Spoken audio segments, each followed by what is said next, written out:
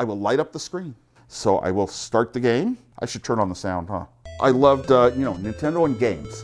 And when the Game Boy came out in the United States, I bought a whole bunch of them for my kids and a bunch of their friends. And this was the new hot game, and it came with Tetris. And I started trying to play, I couldn't understand it. So my young son taught me, oh, what a Tetris is, how you get lines. I didn't even know the rules of the game. Oh my gosh, I started playing it and got a little skill. And I don't know, it's hard to describe exactly what I'm doing in words. I know, my head knows what I'm doing. Wow, I was getting some good scores, and after a while I was getting better scores than all my friends.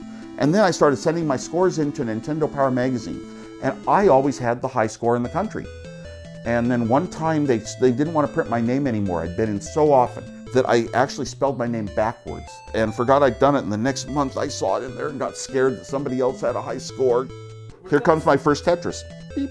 When I go to concerts, very often for 20 some years, I'd sit next to my friend Robert. He and I would have a link cable between us, and we would play Tetris the entire concert because our ears can hear the music.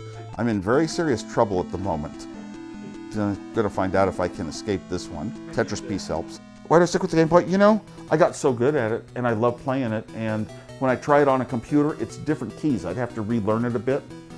You know, I don't like being very, very good at one format and then I really can't carry over to the others. Kind of shallow to say it, but that's how it is. In my whole life, I have played Tetris so much it might be called my favorite. It kind of fits a mathematical mind too. Now I've got a big deep hole in here that I'm going to be thinking about, and starting to ditch out of it already. And I can get into quite a bit of trouble that people think there's no way you can get out of that. I did a lot of Russian-US peace efforts, so I would be invited to shows where Gorbachev was at, for example. Right next to Gorbachev would be sitting the developer of Tetris. And I gave Gorbachev, once when he was sitting next to the guy, I gave him a Game Boy wrapped in red, a US Game Boy with Tetris. Yeah, but I was too shy to ever talk directly to the programmer. I just thought of it 2 times in my life, once for Gorbachev and once for Bush. I gave him one wrapped red, white, and blue at a special meeting I had with him. And about a week later, he was in the hospital with some kind of heart ailment. And they showed him on our Channel 11 News in San Francisco. And they showed him in one magazine that I saw, him playing the Game Boy in his hospital bed. And so it had to be mine.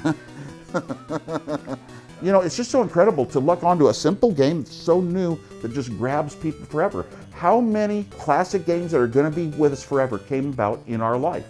Not very many.